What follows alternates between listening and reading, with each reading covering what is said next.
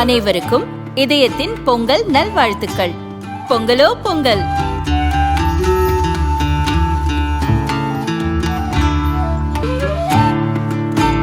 அனைவருக்கும் இதயம் மந்த்ராவின் பொங்கல் தின நல்வாழ்த்துக்கள். பொங்கலோ பொங்கல். 2 ஸ்பூன் போதும். Lion date syrup. இதுல அயன், ஃபைபர், விட்டமின்ஸ், நோய் எதிர்ப்பு சக்தி அதிகமா இருக்கு. Lion date syrup. சென்னையில் சமீப காலமாக கொசுக்களின் பெருக்கம் அதிகரித்துள்ளது. இதன் தாக்கத்தால் சிறுவர்கள் முதல் பெரியவர்கள் வரை காய்ச்சலால் பாதிக்கப்படுகின்றனர். வாகனங்களில் கொசு மருந்து புகை அடிப்பதாக சில இடங்களில் பாவ்லா காட்டும் நிகழ்வுகள் மட்டுமே நடக்கிறது. கொசு ஒழிப்பில் மாநகராட்சி நிர்வாகம் கவனம் செலுத்தாததே இதற்கு காரணம் என குற்றச்சாட்டு எழுந்துள்ளது. கொசு ஒழிப்பு பணியாளர்கள் ஸ்டாலின் நலன் காக்கும் திட்டம், வாக்காளர் சிறப்பு திருத்தம், உங்களுடன் ஸ்டாலின் ஆகிய திட்ட பணிகளுக்காக 3 மாதங்களாக திருப்பிவிடப்பட்டனர்.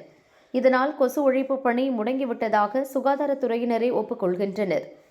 கொசுக்களின் ஆயுட்காலமும் 21 நாட்களில் இருந்து 29 நாட்களாக அதிகரித்து விட்டதால் அவற்றின் பெருக்கம் அதிகரித்துள்ளது என பூச்சியியல் நிபுணர்கள் உறுதி செய்கின்றனர்.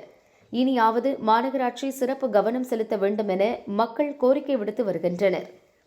இந்நிலையில் கொசு ஒழிப்பு நடவடிக்கையாக மழைநீர் வடிகால் வாய்க்கே கொசுவலை போர்த்தும் நூதன முயற்சியில் சென்னை மாநகராட்சி களமிறங்கியுள்ளது.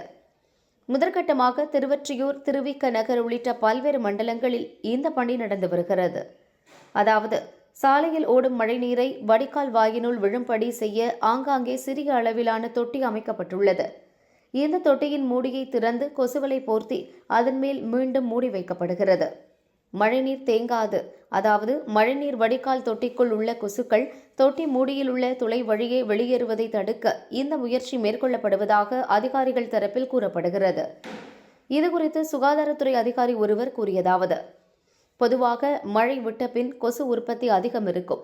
அதுபோன்ற நேரங்களில் கொசு ஒழிப்பு நடவடிக்கையாக மழைநீர் வடிகால் மூடி வழியாக புகை மருந்து அடிக்கப்படும். அப்போது மழைநீர் சேகரிப்பு தொட்டியின் வழியாக கொசுக்கள் வெளியேறிவிடும். அதை தடுக்கும் வகையில் தொட்டிக்குள் கொசுவலை அமைக்கும் பணி நடந்து வருகிறது. இதனால் சாலையில் மழைநீர் தேங்க வாய்ப்பில்லை. மழைநீர் தேங்கினால்தான் லார்வாக்கள் உருவாகும். லார்வா நிலையிலேயே கொசுக்களை ஒழிக்க முயற்சி இதுபோன்ற நடவடிக்கை இயல்பானதுதான் என அவர் கூறினார். சென்னையில் கொசுக்களின் பெருக்கம் அதிகரித்து மக்கள் திணறி வருவது குறித்து தினமலரில் விரிவான செய்தி வெளியானது. இதையடுத்து அனைத்து பகுதிகளிலும் கொசு ஒழிப்பு பணியை தீவிரப்படுத்த மாநகராட்சி உயர் அதிகாரிகள் உத்தரவிட்டுள்ளனர்.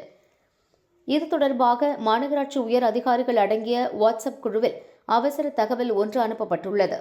அதில் கொசு ஒழிப்பு பணியை தீவிரமாக மேற்கொள்ள வேண்டும், அத்துடன் கொசு உற்பத்தியாகும் இடங்களை கண்டறிந்து அழிக்க வேண்டும், தேவையான அளவில் கொசு மருந்துகளை கேட்டு பெற்று கொசு ஒழிப்பை தீவிரப்படுத்த வேண்டும் என அறிவுறுத்தப்பட்டுள்ளது.